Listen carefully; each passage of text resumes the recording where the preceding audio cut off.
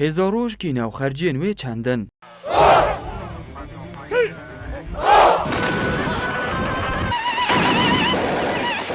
هزاروش به لشکر روش دهتن یاسین لسال 2011 دیگل دست بکرنا شورش روش آوای کردستانه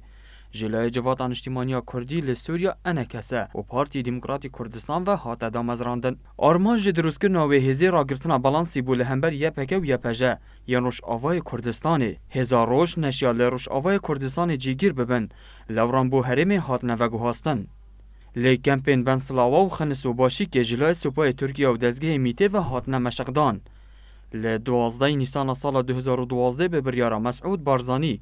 لسر میلاک هزا زیروانی هاتنه دامزراندن و وکو لشکر روش هاتن یاسین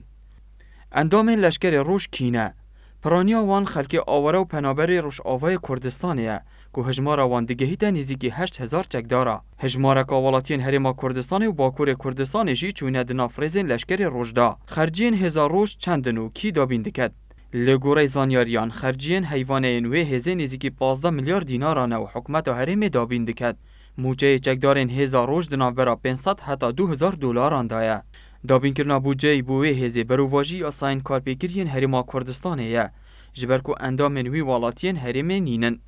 هر چنده فرمانده وی هزه را گهاند بو که موچه وان لسر زیروانی و وزارت پیشمرگه یه بله وزارت پیشمرگه رد کرد که لشکر روش موچه جو وزارت پیشمرگه ور بگرید هر واسا لجنا پیشمرگه دی پرلمان کردستان دا آگهداری هوردکارین پیکینان وی هزه نینه که هزار روش آرسته دکد پارتی دموکراتی کردستان هزار روش بچکی گران و روانه وان دوران دکد ین بارگان پارتیا کارکرین کردستان تیدا چاودیر دبیجن